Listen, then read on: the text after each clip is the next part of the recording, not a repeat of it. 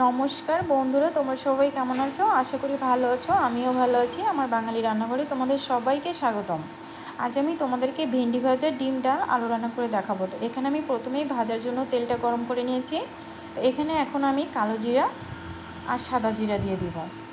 এগুলো দেওয়া হয়ে গেলে এখানে আমি কিছু পেঁয়াজ কুচি দিয়ে দিব। তোমরা চাইলে এখানে রসুন কুচিটাও ব্যবহার করতে পারো। পেঁয়াজটা দেওয়া হয়ে যাওয়ার পরে এখানে আমি কিছুক্ষণ এটা নেড়ে চেড়ে দিব।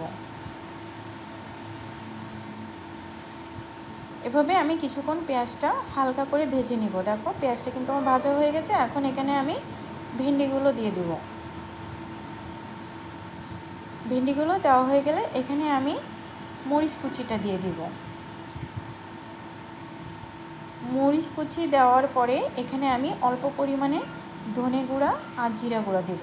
তোমরা চাইলে এটা দিতেও পারো, নাও দিতে পারো।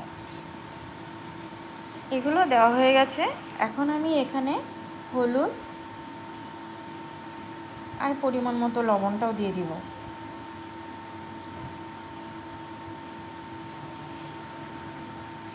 এবার এগুলো আমি ভালো করে একসঙ্গে মিশিয়ে এভাবে নেড়ে চেড়ে দিব। এভাবে কিছুক্ষণ আমি নেড়ে চেড়ে এটা ভাজা করে নিব। এই দেখো ভাজাটা কিন্তু আমার প্রায় হয়ে এসেছে। এভাবে নেড়ে চেড়ে আমি কিছুক্ষণ ভাজা করে নিচ্ছি। এই দেখো ভাজাটা কিন্তু আমার শেষ হয়ে গেছে। এখন আমি একটু নেড়ে চেড়ে এটা উঠিয়ে নেব।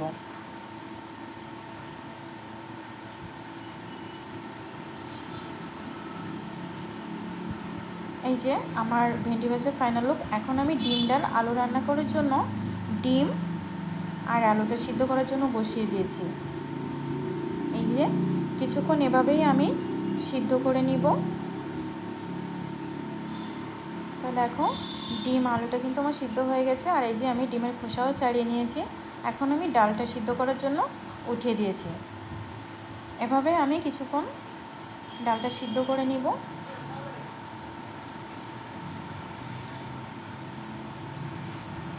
এই দেখো ডালটা কিন্তু সিদ্ধ হয়ে গেছে। এখন আমি রান্নার জন্য কড়াইটা বসিয়ে দেব। কড়াইটা গরম হয়ে গেলে এখানে আমি তেল দিয়ে দিব।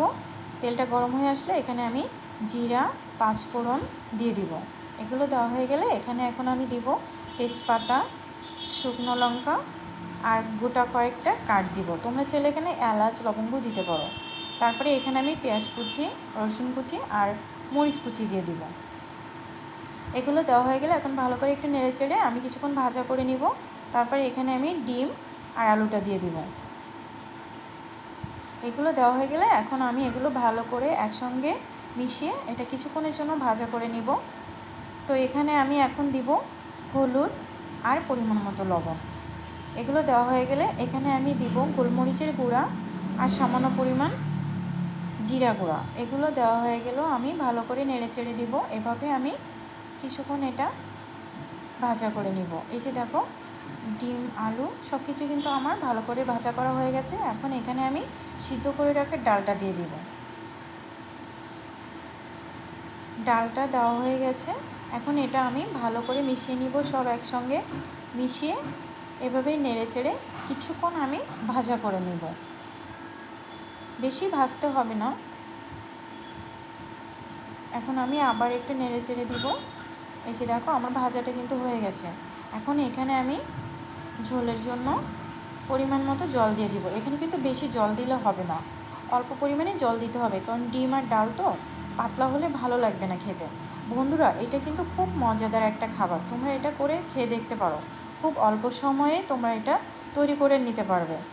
তো এই যে দেখো আমার ডিম ডালটা কিন্তু প্রায় শেষের পথে। এখন আমি এটা অন্য পাত্রে নামিয়ে নিব। তো আমার ভিডিওটা যদি তোমাদের ভালো লাগে প্লিজ আমাকে কমেন্ট করে জানাবে। আর আমার চ্যানেলটিকে সাবস্ক্রাইব করে লাইক, কমেন্ট, শেয়ার করে আমার পাশে থাকবে। তা ভিডিওটা আজকের মতো এই পর্যন্ত। সবাই ভালো থাকবে, সুস্থ থাকবে।